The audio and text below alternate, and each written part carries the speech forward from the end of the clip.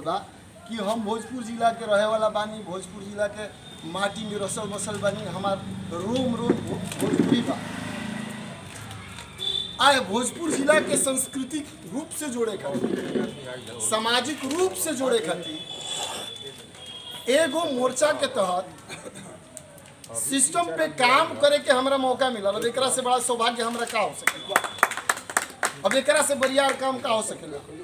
Party के नाम हमारे जागरूक जनता पार्टी है, राष्ट्रीय रजिस्ट्रीकृत पार्टी है। 3 स्टेट में चुनाव लड़नी, 2019 में रजिस्टर्ड करनी। अलर्ट सिटीजन परिसंघ के माध्यम से हम संगठन पे 2005 से काम करेंगे। आर्थिक आज़ादी स्वतंत्रता संग्राम के सिपाही अनायक के रूप में हम काम करेंगे। जे भी हमरा से जुड़ेला है, देश के अभी तक आज़ादी नहीं मिलल, लोग कहला, हम कहनी कि देश के आज़ादी मिल गई बा, आर्थिक आज़ादी जरूरी बा। गरीबी, भूखमरी, लाचारी, बेरोजगारी के समस्या पे ए देश के विकास ना भइल, 75 साल बीत गई। ए विषय पे भी हम लोग सबके बाद में बताई, लेकिन तहे दिल से धन्यवाद बा भरत सिंह सहयोगी जी के और शिवदास जी महाराज के, यहाँ के गार्जियन तुल्य बानी। एह लड़ाई में हम बढ़ चढ़ के हिस्सा ले। हमार पार्टी भी आ रउरा बुझाई कि पार्टी के समर्थन लेवे के चाहिए, तो हम रउआ साथे हर तरीके से खड़ा बानी। हमार पार्टी रउआ सहयोग में संघे शक्ति होला। हमार लक्ष्य बा बहुत सारा संगठन के अपना साथे जोड़ के और समाज के हित के लड़ाई लड़े। हम यही मुद्दा पे अभी चल रहा बानी। हमार मुख्य उद्देश्य भी यही बा, लड़ाई लड़े के बाद व्यक्तिगत ना सामाजिक तौर पे हमार विरोध करे वाला के भी हम लड़ाई लड़ेनी, ओकर हक और ओकरा हिस्सा के लड़ाई लड़ेनी। विरोध करे के बा करी, हमरा कोनो फर्क पड़े वाला नहीं। निंदक नियरे राखी आंगन कुटी छवाए, बिन पानी साबुन बिना निर्मल करे सुधार। हमको कोई फर्क पड़ने वाला नहीं है, कोनो फर्क ना पड़ी। हम अगर सही कार्य करे तनी, हमार सार्थक दिशा में प्रयास बा, हम सही दिशा में जा रहा बनी, कोनो प्रभाव नहीं पड़े वाला हमरा ऊपर कि रउआ हमरे के का कहत।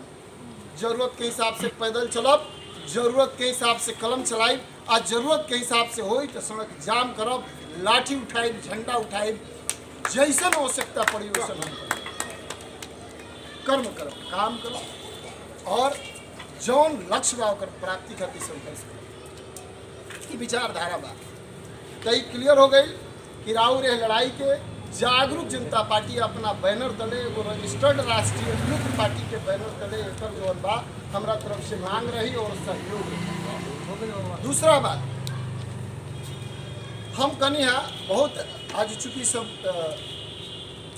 लंबा चौड़ा भाषणबाजी ना हो, लेकिन जब हमारा के रुआ सब अभी तक नहीं जाना, आरा जिला में बिहिया प्रखंड के मझौली गांव में हमार जन्म है। बिहिया प्रखंड के मझौली गांव के रहे वाला है हम। 3 स्टेट में अभी तक पार्टी के विस्तार कैले बनी। बतैनी है कि आर्थिक आज़ादी आंदोलन लड़ेनी क्या है। यह देश के पीछे 2 साल बाद रुआ सब ध्यान दे, 2 साल बाद चाइना आज़ाद होता और विश्व के बहुत बड़ा शक्ति बन के उभर गई। खाली औपचारिक घोषणा करे के रहे तो उहे बॉस रहे अर्थ के मामला में, हर मामला में। हमनी के 2 साल बाद जौन बा भैला के बाद 2 साल पहले हमनी के अभी तक जब भूखमरी, लाचारी, बेरोजगारी के मुद्दा, रोटी कपड़ा मकान के मुद्दा चलता, बैकवर्ड फॉरवर्ड के मुद्दा चलता, जातिगत आरक्षण संरक्षण के मुद्दा चलता। चुनाव जीते के बाद तो पाकिस्तान के जिन्ना के स्वतंत्रता सेनानी बता दिया जाता। अगर सांसद बने के बाद, राज्यसभा सदस्य मनोनीत होके के बाद तो ये कह दिया जाता कि 2014 में ये देश आज़ाद भइल।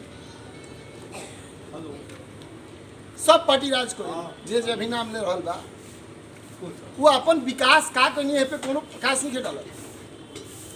हमार भावना के साथ खेले के प्रयास होता है। हम अपना भावना के साथ जुड़ल बनी, एकरा के कैसे हिला दिया, कैसे कुर्सी पा लिया, एकरे राजनीति होती है।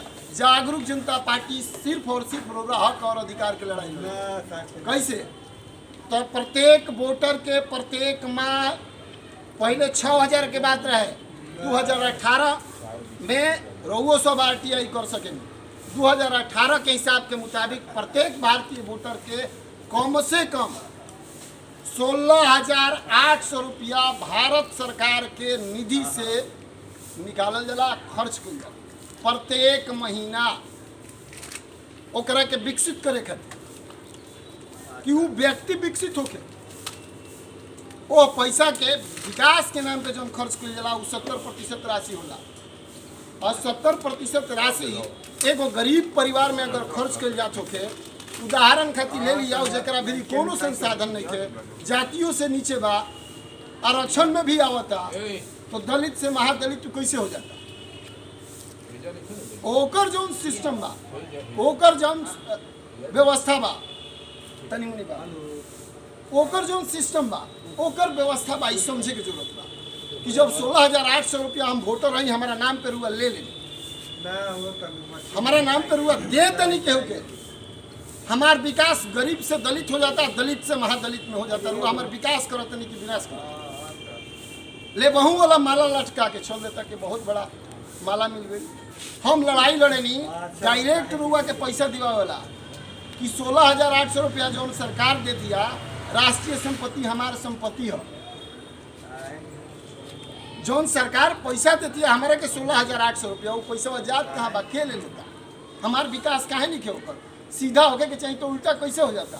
एक बार केहू जनप्रतिनिधि छोटे पंचायत स्तर पे जीत जाता तो साल में 1 करोड़ के मालिक हो जाता, और हमार विकास ही नहीं के ऊपर। 70% सरकार पैसा खर्चा करे ले, भूखे को भोजन कराना, वस्त्र दान देना, गूगल सब केहू के भीड़ बार हुआ सब टाइप करके देखब कि परियोजना पे 70% राशि खर्च होला। एक मतलब होला सहायता, भूखे को भोजन कराना और वस्त्र दान देना, आ 30% राशि खर्च होला ये देश पे 16,800 रुपया के भौतिक सुख सुविधा खातिर योजना पे, जैसे नया कोनो निर्माण भइल, सड़क, नली, गली, पुल, पुलिया, घर, मकान, रिसर्च एंड डेवलपमेंट, जितना अनुसंधान बा एकरा पे खर्च हो। 30% पे विकास रुआ लोग कहते हैं, रेल मार्ग, सड़क, नया अनुसंधान कोई कितने हथियार कितने लोग के योजना के तहत घर बन गए। और 70% राशि भूखे के भोजन कराने के नाम पर भूख मरी में तो लोग मरी रहे। 10 गो घर चूल्हा जरूरत है तो 10 गो लोग का तो उपासो रहता। देखिए खाली हमार बात नहीं खे, सामाजिकता के बात बा। सरकार से हमार कहना बा कि एक काम करो, आधा आधी छोड़ दो, या ये जौन बात 70 और 30 के मामला हटाओ, आधा आधी पे आ जाए जा। 8,000 रुपया प्रत्येक वोटर के, बिना जाति, बिना धर्म, बिना संप्रदाय, बिना लिंग के भेदभाव कर प्रत्येक वोटर के ओकरा खाता में दे दो, ओकर विकास ऑटोमेटिक हो जाई, ओकर बाल बच्चा बढ़िया स्कूल में पढ़े लगी, दाल भात मिल जाई, पति पत्नी जौन बड़े उनकर 16,000 हुई, सास ससुर के सेवा करी 32,000 हुई। एगो निश्चित आमदनी सुनिश्चित करावे के व्यवस्था ऐसे का होई कि जे भी बेरोजगार बा, जे बेरोजगार व्यक्ति बा, नौजवान 18 साल की उम्र होगी, लोकर पैसा के अभाव में ओकर पढ़े के बोले, MBBS बने के बा, इंजीनियर बने के बा, ओकर मेधा टूट जाता, दूसरा रूट में कन्वर्ट हो जाता, कोनो संसाधन नहीं के बढ़िया। रोजगार करे के बाद जाए, मुद्रा लोन के बाद बानो कोनो बैंक में कोनो रोजगार खातिर चल जाए कि 50,000 दे भाई, आधार कार्ड लेके आइल बनी, हमारे के चिन्ह लो, मिल जाई। जब सरकारी सहायता सुविधा उपलब्ध हो जाई तो पैसा के लालच में बैंकों ओकरा के बोला के नोट दे दी, रोजगारी भी हो जाई। जौन बुजुर्ग तो बहुत सारा लोग बोल रहे नौकरी भी करत हुई, लेकिन 95% वैसे आदमी बड़े जे नौकरी ना कर, बुजुर्ग हो गए बा, उनका बढ़िया घर में ही प्रतिष्ठा नहीं खेल, पैसा के अभाव में सम्मान और सेवा नहीं क्यों कर, उनका सम्मान और सेवा बढ़ जाए।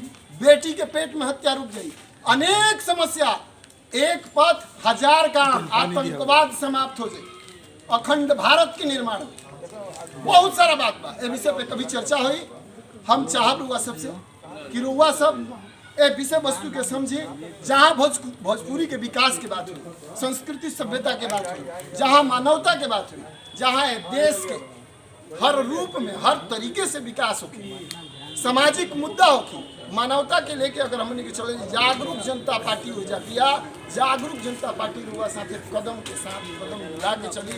यही शब्द के साथ आज रुआ सबके चंदन बंदन अभिनंदन करते हुए प्रणाम करते नहीं, गोल लागत नहीं। अगर कोनो प्रकार की गलती हुई तो रुआ सब क्षमा करो, आशीर्वाद